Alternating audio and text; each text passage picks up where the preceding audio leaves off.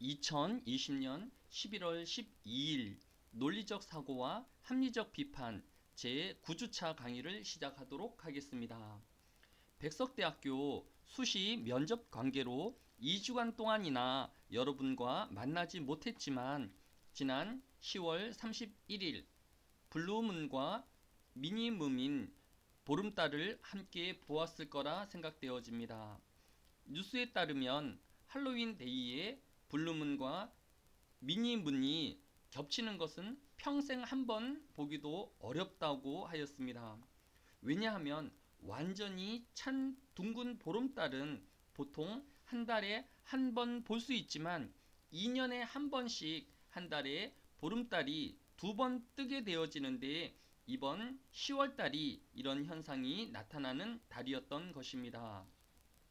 즉 10월 1일에 첫 번째 보름달이 떴고 마지막 날인 10월 31일에 주말 두 번째 보름달이 뜬 것입니다. 서양에서는 두 번째 뜨는 보름달을 블루문이라고 부르는데 우울한 달 혹은 기분 나쁜 달이라는 의미로 사용되고 있습니다. 이것은 보름달을 보고 느끼는 우리나라의 감정과 서양인이 느끼는 감정이 서로 다르기 때문이라고 하였습니다.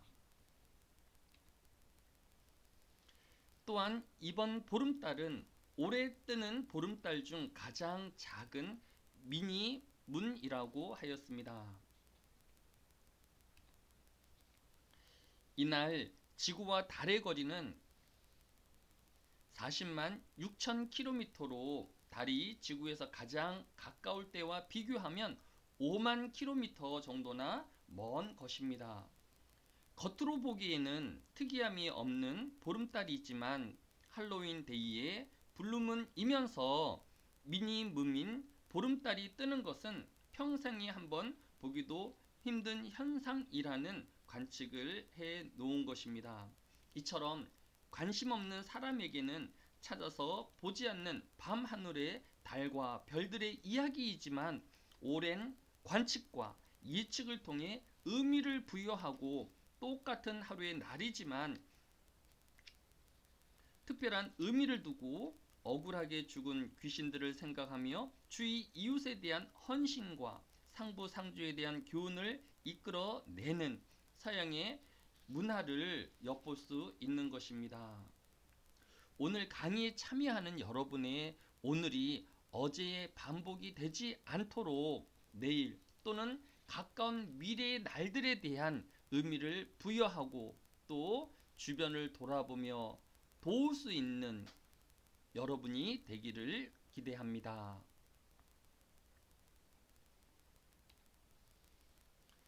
이번 시간은 교재 7장 출처의 신뢰성을 판단하기에 대해 살펴보겠습니다. 교과서 127페이지 첫 번째 줄에 보면 우리가 가진 모든 믿음이 우리가 직접 경험하고 하나하나 확인한 믿음보다는 다른 사람의 글이나 말에 근거할 때가 많이 있습니다. 그러므로 교재의 저자는 논리적 사고를 하는 사람이라면 누구를 그리고 어떤 상황에서 믿어야 하는지를 정할 수 있는 방법을 알고 있어야 한다고 하였습니다. 또한 누구를 믿어야 할지를 정할 때에 적용되는 기준은 사안마다 다를 수 있기에 일반적인 고려사항으로 무엇이 있는지를 알고 있어야 한다고 하였습니다.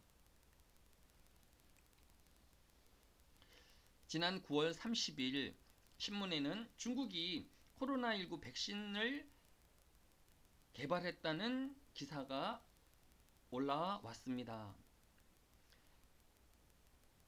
코로나19 백신에 대한 성공뿐만 아니라 중국은 이미 7월부터 보건 당국 종사자와 또 일부의 사람들에게 이 백신을 접종하기 위해 긴급 사용 신청을 정부가 잇따라 승인해 줬다고 합니다.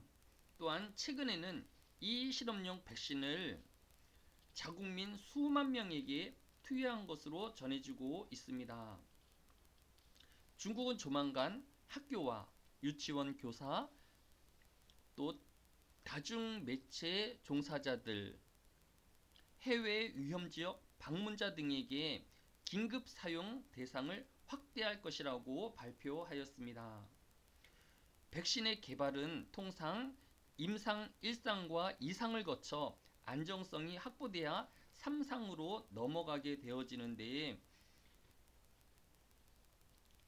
최종 단계에서는 수만 명을 대상으로 부작용이 나오지 않아야 통과되는 것을 염두에 보면 중국은 이런 과정을 일사천리로 진행되고 있는 것으로 보아 개발되어진 백신에 대한 부작용이 전혀 없는 것으로 해석하고 있다고 보도하고 있는 것을 볼 수 있습니다.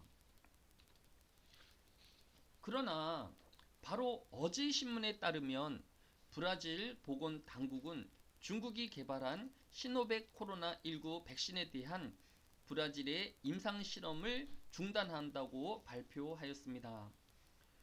로이터 통신 보도에 따르면 브라질 보건부는 지난 29일 매우 부정적인 사건, 즉 사망 사건이 일어나서 시노백 백신에 대한 임상실험 중단을 발표한다고 하였습니다. 이처럼 현대를 살아가는 우리는 우리가 직접 경험하거나 모든 일들을 확인하여 진실로 받아들이기보다 방송, 뉴스 등 다른 사람의 말을 통해 정보를 듣게 되어집니다. 이런 수많은 정보 중에서 우리가 받아들여야 할 정보와 의심해야 할 정보를 가름하는 장초가 있지 못한다면 심각한 혼란에 빠질 수밖에 없는 것입니다.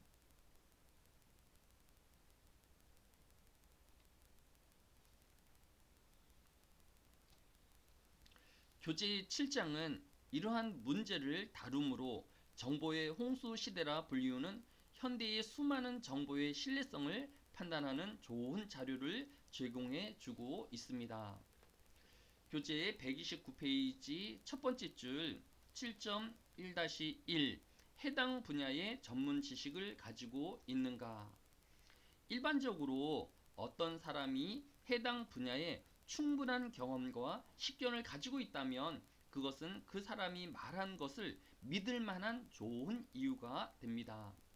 예를 들어 여러분이 지질학자와 산을 오르다가 이상한 바위를 보고 지질학자가 이 산에서 이런 화산 활동 흔적을 쉽게 찾아볼 수 있습니다. 수백만 년 전에 바로 이 산이 그렇게 형성되었거든요 하고 말한다고 하면 여러분은 그 사람이 말한 것을 믿을 것입니다. 왜냐하면 그 사람은 지질학의 전문가이기 때문입니다. 즉, 그 사람은 해당 분야를 알만한 경험과 식견을 갖추고 있기 때문입니다. 만일 지질학자가 멀리 날아가는 새를 보면서 저 새는 아마 독수리일 것이라고 말한다면 그 사람이 새 전문가이기도 한 것이 아닌 이상 이에 대해서는 아까만큼 신뢰하지는 않을 것입니다.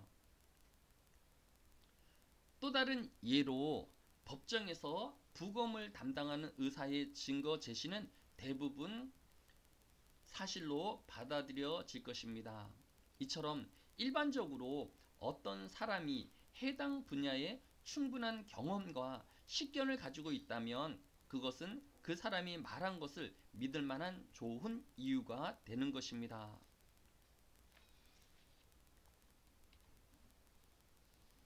방금 코로나19 백신의 개발에 대한 중국의 기사를 인용하였는데 코로나19 백신에 대한 누구보다 전문가라고 말할 수 있는 것은 바로 세계보건기구일 것입니다.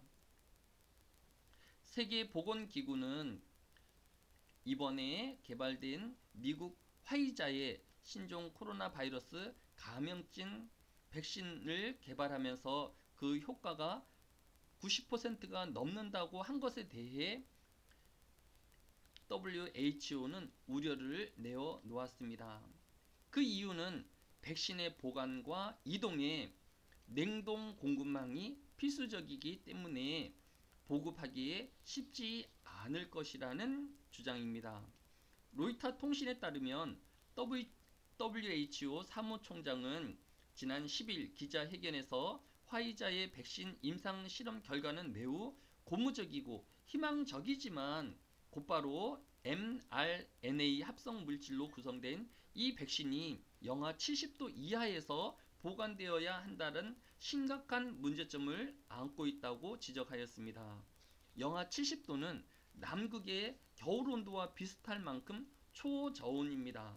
이것은 아프리카나 동남아시아 등 기후가 따뜻하고 보건 등의 인프라가 열악한 개발도상국에서는 백신이 보급되는 데 많은 어려움이 예상된 것이라고 로이터 통신은 전하고 있습니다. 선진국들은 전 국민들을 대상으로 보급할 수 있겠지만 개발도상국에겐 불가능한 이야기라는 것입니다. 그러기에 WHO 사무총장은 코로나19 백신은 소득 등과 관계없이 필요에 따라 전 세계에 골고루 배급되어질 수 있는 백신으로 개발되어야 한다고 강조한 것입니다. 교재 130페이지 6번째 줄 7.1-2 정확하게 관찰할 수 있었는가? 사거리 교통사고 목격자의 증언이 있을 경우 우리는 목격자의 시력은 괜찮은지, 지각에 영향을 미치는 다른 마약을 한 상태는 아니었는지, 사거리에서 일어난 사건을 분명하게 볼 수 있었는지, 사건을 실제로 보고 있었는지 등을 명확히 하고자 할 것입니다. 이런 조건이 충족되지 않았다면 목격자가 제시하는 증거의 신뢰성이 떨어지게 될 것입니다. 목격자가 주변 사람으로 인해 집중할 수 없는 상태였다고 한다면 그 사람의 증언은 신뢰성이 떨어질 것입니다. 또한 목격자가 음주를 한 상태였다면 이것도 목격자로서의 신뢰성을 떨어뜨리게 될 것입니다. 이 예에서 증거를 제시하는 데 사용된 것은 사람의 시력이나 청력입니다. 다른 예로 교통사고 당사자가 만약 운전자가 혀 꼬부라진 소리를 하고 술 냄새가 나서 경찰관이 이 사람의 혈중 알코올 농도가 기준치 이상이 아니지 의심한다면 적절한 도구를 준비하고 운전자에게 음주 측정기를 불게 하거나 혈액 샘플을 채취해야 할 것입니다. 알코올 농도에 관한 증거는 이때 사용된 도구가 규정된 방식에 따라 올바르게 사용됐는지에 달려있을 테고 그것의 신뢰성은 여기에 크게 의존하게 될 것입니다. 이 주장의 근거는 단순히 감각이 아니라 도구에 의존하는 경우도 흔히 있는 것을 볼 수 있습니다. 가령 차에 기름을 넣을 때에 우리는 계기판이 제대로 작동한다고 가정하며 또 야채를 살 때에 거울이 정확하다는 가정을 하고 구매를 하게 되어집니다. 과학에서는 측정할 때 도구를 많이 사용하게 되어집니다. 예를 들어 속도계나 거리 측정하는 자 이러한 것을 측정할 때에 그러합니다. 따라서 이런 것들을 사용해서 얻은 주장의 신뢰성을 우리는 확보하려고 하면 언제나 올바른 도구가 제대로 사용되어야 하는 것입니다. 132페이지 9번째 줄 7.1.3 평판에 비추어 보았을 때 신뢰할 만한가? 경험이나 식견과 관련하여 사람의 정직성이나 진실성이나 정확성에 대한 평판입니다. 예를 들어 영국의 BBC는 세상의 모든 분야의 뉴스와 정보에 관련해 신뢰할 만한 출처로 여겨지고 있습니다. BBC는 정확하다고 평판이 이미 나 있습니다. 이런 평판은 수년 동안의 보도를 통해 확립된 것으로 BBC 뉴스를 받아들일 만한 좋은 이유가 되고 있습니다. 물론 이런 평판이 BBC가 언제나 옳다고 하는 것은 아닙니다. 하지만 이런 평판은 과거 대부분이 옳았다는 일반적인 동의의 근거에 있는 것입니다. 반면에 BBC와 달리 많은 신문들은 아주 다른 평단, 진실을 무시하거나 부주의하다는 평단을 받고 있습니다. 이런 평판은 특정 뉴스에 대한 신뢰성을 떨어뜨리는 결과를 가져오게 될 것입니다.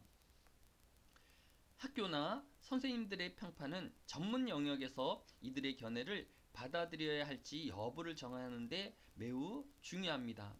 예를 들어 어떤 선생님은 중세사에 대한 해박한 지식으로 명성이 자자한 이 방면에 신뢰할 만한 분으로 평판이 가질 수 있을 것입니다. 이런 평판은 그 주제에 관한 그분이 말한 것을 받아들일 만한 좋은 이유가 되는 것입니다. 반면 어떤 물리학자는 스스로도 입증할 수 없는 이상한 물리이론을 주장할 것으로 유명한 사람일 수도 있습니다. 그래서 이 문제를 이야기할 경우 그 사람에 대해서 의심을 하게 되는 것입니다. 다음 시간에 이어서 살펴보도록 하겠습니다.